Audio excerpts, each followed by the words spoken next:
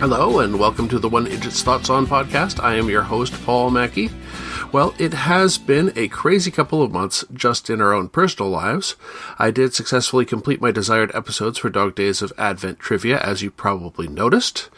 Somewhere near the end of that run, I did successfully move this whole rig into the evil basement lair. Then it was the holiday season, so my plan to re-record episodes that were perfectly adequate as they were fell by the wayside.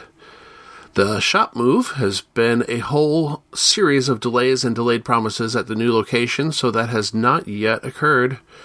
It is looking pretty solid for happening over the next 7 days. I've got a New Year's resolution in place where I will not return home from work and spend the 2 hours before dinner scrolling and playing games on my phone. Podcasting is one of the many things I might choose to do, along with exercise, cleaning, and other responsible adulting.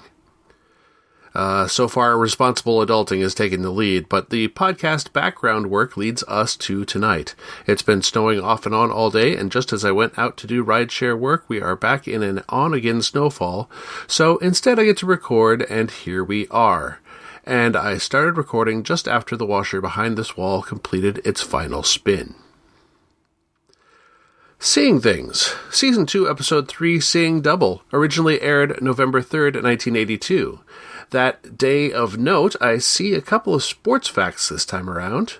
Pete Vukovich of the Milwaukee Brewers won the Cy Young Award, and guard Randy Smith of the San Diego Clippers of the NBA played in his 845th consecutive game, breaking the previous record held by Red Kerr. Eventually, Smith's run of consecutive games would reach a total of 906. At the domestic box office, for the period ending November 5th, opening at number 5 was The Missionary, starring Michael Palin. Number 4 was National Lampoon's Class Reunion. Number 3 was E.T., The Extraterrestrial. Number 2, An Officer and a Gentleman. And the number 1 film was First Blood. On the Canadian singles chart in RPM magazine from November 6th, the number 5 overall but number 1 Maple certified Canadian single was New World Man by Rush. Number 4, Laura Branigan with Gloria. Number 3 was The Look of Love by ABC. Number 2, Heart Attack by Olivia Newton-John. And the number 1 track was Down Under by Men at Work. So what is it about? Louis is, as always, trying to win Marge back from their separated status, and they are dining in Toronto's Chinatown. When Louis forgets his credit card, Marge is alone on the street, and a woman passes her a parcel. After they drive away, a woman who looks very much like Marge stands at the same spot, looking around expectantly. Outside of story reasons, the woman Beverly looks so much like Martha Gibson because she's played by Martha Gibson. Louis takes the urn to Sergeant Brown, who says the powder inside tastes exactly like gunpowder, but looks like ashes and could be remains, though he continues to taste the powder as he says that. At the Toronto Central Museum, the Assistant Curator of Antiquities, Leslie Snow, says it looks like an accurate replica of an ancient urn full of ancient gunpowder they have on display, which she shows him. He sees a vision of the urn getting swapped and gets it back from the very reluctant curator instead of leaving it with her to be analyzed. She gets whisked away in a limo as soon as he departs. Louis' editor sends him to report on a murder, and the victim is Beverly, the woman who looks like Marge, much to Louis' surprise and horror. Her partner, Mr. Bowles, arrives, saying he works in Chinese artifacts, and Louis has a vision of the assault along with a coil of wire. He soon meets Willie Chu in a limo, who wants the urn and would pay for it. Leslie Snow meets him and Marge and insists she wants to return the urn to the museum. Louis involves Redfern, who says that the coroner determined Beverly died of an aneurysm and hit her jaw while falling dead.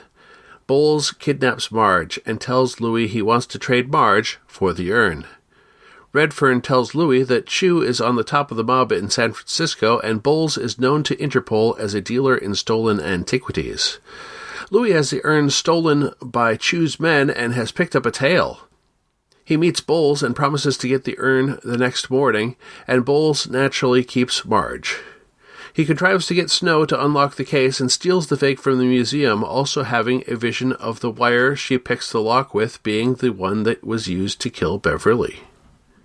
Snow calls Chu and tells him to meet at the Sunnyside Bathing Pavilion, where Bowles is already supposed to meet Louis.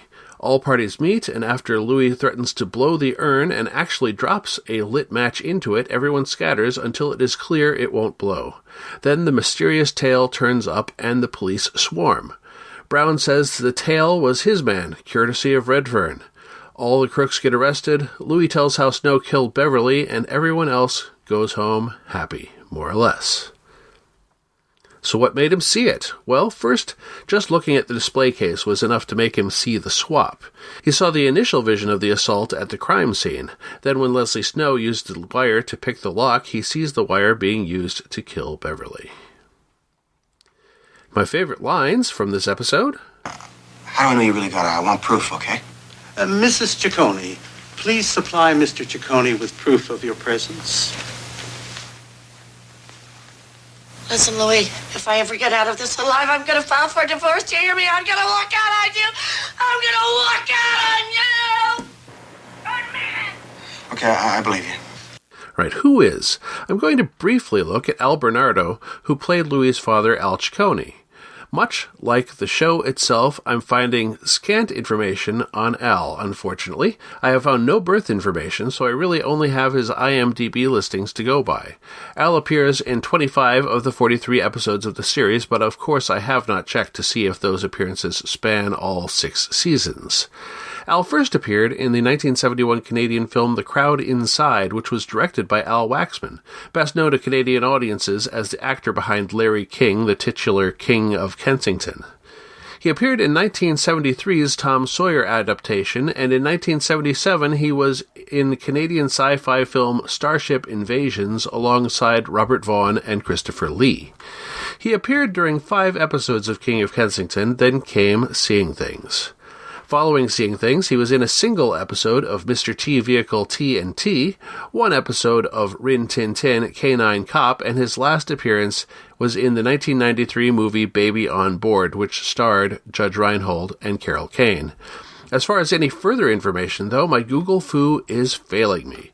No combination of search terms gets me any further than his filmography. I would estimate he may have been in his 60s as the series began, so I can only speculate that he passed away sometime in the 1990s. Totally 80s and or aged poorly category. I would have pointed out the post-Sugar Crisp cereal as being totally 80s because the cereal dropped the sugar in its name in 1985, becoming Golden Crisp, in an effort to sound less unhealthy.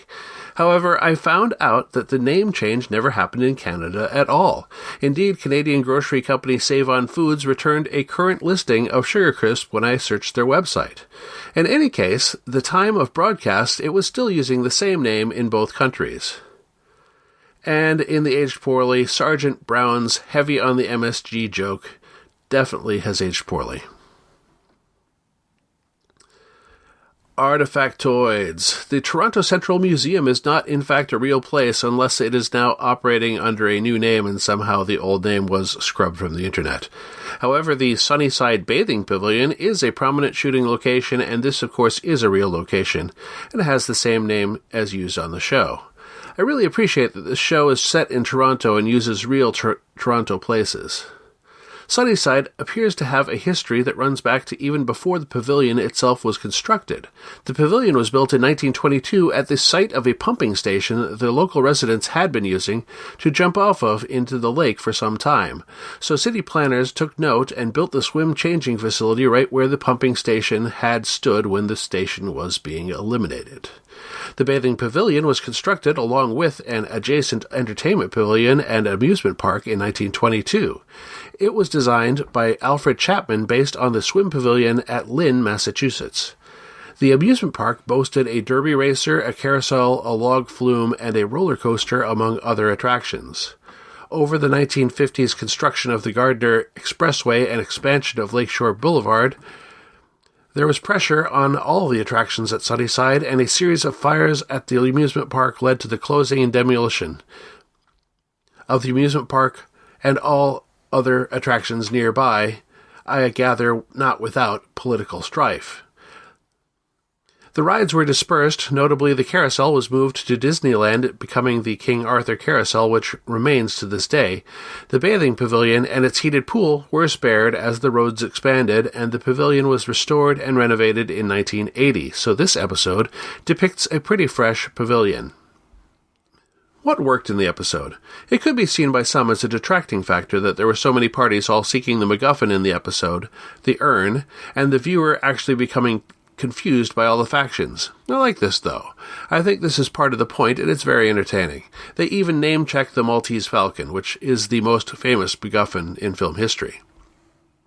What didn't work? I thought that the murder was overshadowed somewhat, and the fact that Louis' visions centered primarily around the urn made the killing feel a little bit left out, or like an afterthought. Perhaps if the visions could have been more integral to the A-plot, aside from identifying the fake and real urns. So next time is Seeing Things, Season 2, Episode 4, Through the Looking Glass.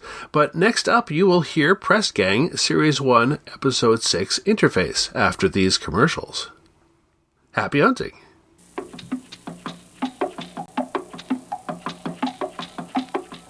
CBC Merchandising offers a wide selection of spoken word recordings. There are readings of poetry, documentaries, and the critically acclaimed CBC Stereo Festival Theatre production of Robertson Davies' novel, Fifth Business. For free catalogs, write to CBC Merchandising, Box 500, Station A, Toronto, M5W 1E6. You don't have to miss out on a holiday this summer. I'm terribly sorry, but... Because Thompson have saved a space for you at their best resorts. Have a good holiday.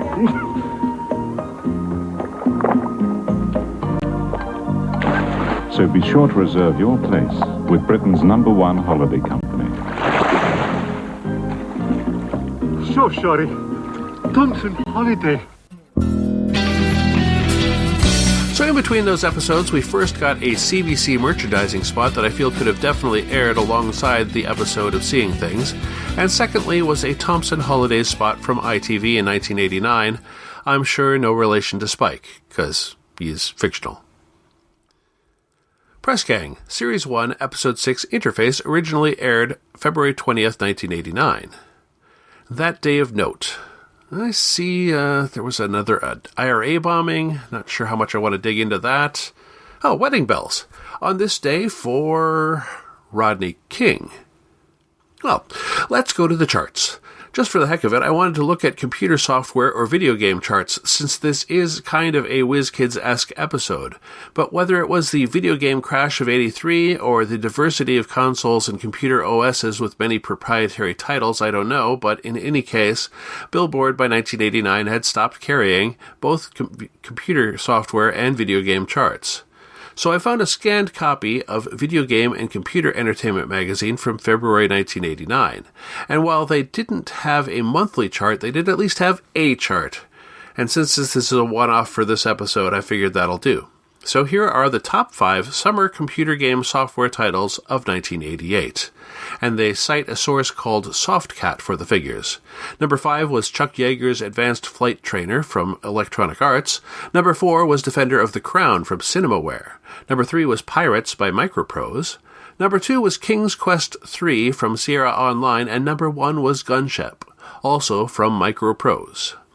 On the UK singles charts for the week ending February 25th, number 5 was Stop by Sam Brown. Number 4 was Leave Me Alone by Michael Jackson. Number 3 was Something's Gotten Hold of My Heart by Mark Almond featuring Gene Pitney. Number 2 was Love Changes Everything by Michael Ball, and the number 1 single was Belfast Child by Simple Minds.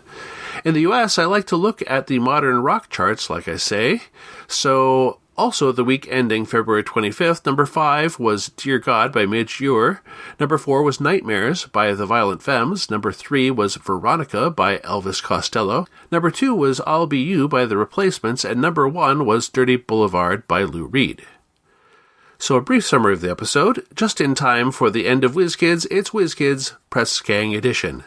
The Junior Gazette, specifically Colin, enters the paper in a creative writing competition, and they win.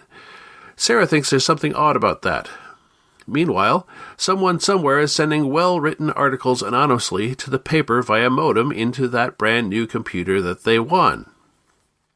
Linda publishes the stories under a mystery writer byline, and Matt Kerr suggests that she look for clues that the mystery writer might in fact want to be found. In the end, it turns out the bogus contest was a means to get the Gazette set up with a computer so that disabled writer Billy can write for them.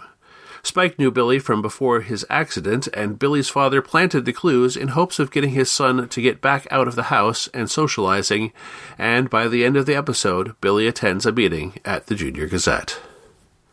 Who is Andy Crow? Who plays Billy? I actually don't have a great deal of information to share here. Andy Crow was a real-life quadriplegic, tetraplegic in British English, actor. It feels like even now you'll see able actors playing parts in wheelchairs, so this was something.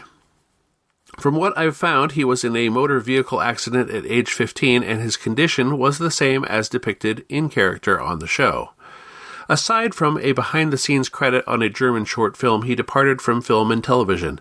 I have seen him mentioned as a disabilities advocate, but aside from a single article he wrote over 10 years back, I can't find anything current.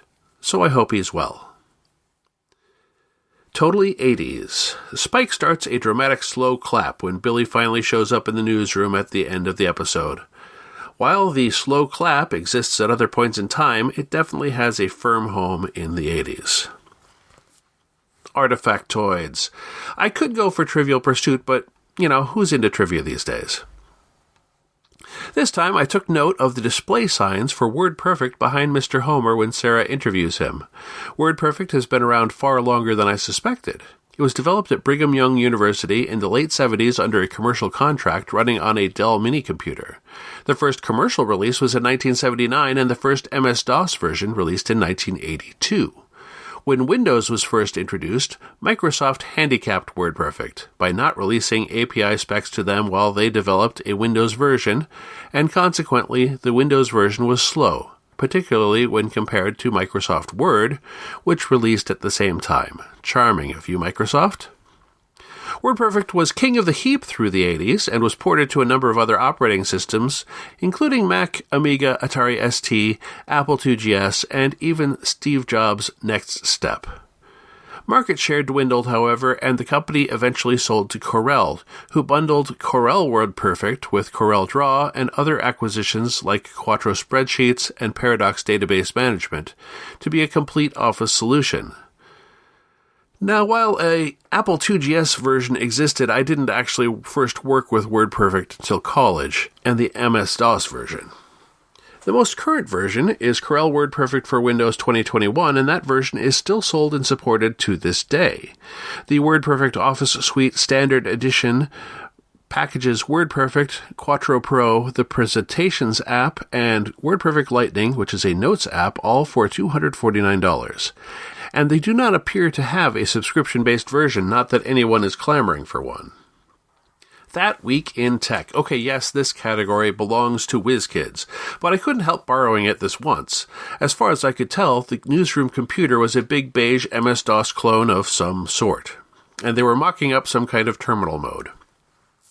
But they needed Billy to be using a Macintosh SE for the GUI interface. I suspect that it is either Andy Crow's actual setup or a good mock-up of his setup. Billy controls his computer using an assistive device known as a sip and puff. The straw can be manipulated as a pointing device, and the mouse clicks are achieved by either sipping air in or puffing out. The history of such devices seems a little scant online. Wikipedia points out a system called the Patient Operated Selector Mechanism, or POSM, from the 1960s that uses a sip and puff input method. The Neil Squire Society of Canada is apparently named in honor of a man whose cousin Bill Cameron invented a sip and puff system for Neil to be able to communicate following an accident. When Neil Squire passed away from kidney failure in 1984, the people who helped develop Neil's system went forth with his name to aid others. I wasn't able to discern precisely when the tech was invented, unless it was developed multiple times independent from each other, which is certainly plausible. What worked in this episode? I liked how much it shared with Whiz Kids, albeit most likely unintentionally. The overnight message reminded me of episode 10, The Network. The bogusness of the essay contest and the PC entering the newsroom was a nice touch, and I enjoyed how it was played as potentially nefarious. I think it promoted the inclusive angle without really preaching about it. Slow clap notwithstanding. What didn't work? I had to scour the episode 3 times for a favorite quote, and as you see, I didn't really find anything. Yeah, there were a few jokes, but none that were, super inspired and funny. It was a very earnest episode, and while the runtime of an episode means that there's not much time to pack in humor and drama and mystery all in equal portions, I can definitely say that deficit is something that just didn't work for me. So next time is Series 1, Episode 7, How to Make a Killing, Part 1. And I'll just say, happy hunting! You've been listening to the One Idjit's Thoughts On podcast, produced by Paul Mackey in association with Nimlas Studios. Any short clips of audio from shows is included under fair use for commentary purposes, and copyright for that content remains with its original copyright holders. The theme song is Too Good by Jack Mangan and is used by his generous permission. One Idjit's Thoughts is produced under a Creative Commons Attribution, Non-Commercial, No Derivatives 4.0 International License. You can find more episodes of this podcast and many other fine podcasts at nimlas.org. You can contact me by emailing idjitcastpodcast@gmail.com or commenting on episodes at nimlas.org.